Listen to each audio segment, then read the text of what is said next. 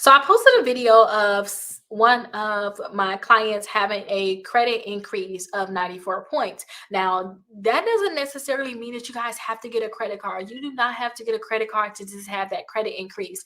Sometimes is removing accounts from your credit reports, removing inquiries from your credit reports, and sometimes it is applying for a credit card. Now, different credit cards can boost your credit score depending on who you are and what your credit score is. Some people get a secure credit card and their credit score can boost more than somebody that gets a brand new $10,000 Discover credit card. So it does not necessarily have to be a specific credit card. If you guys want to boost to your credit score, then try to figure out what you're lacking and then go from there, because a lot of times you figure out what you're lacking in terms of you got negative accounts, you got too many inquiries, you can fix those different things and boost your credit score.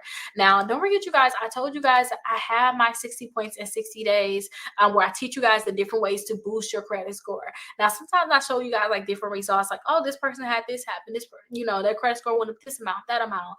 Even look right here, 113 points. I can't tell you exactly like, oh, this person did this. It's so many different things that you probably have to do to get an increase, and everybody's situation is different. Some people got too many inquiries, some people have too many negative accounts, some people need to apply for a credit card to get a boost. So it's really going to depend on that person, and it's going to depend on that credit report. But definitely make sure you guys join my 60 points in 60 days. I do a meetup. I'm going to do another meetup next month, so definitely join my meetup where I'm actually going to look at your credit reports with you, figure out what you want to do, and then we're going to go together and work to increase your credit score from there. So definitely check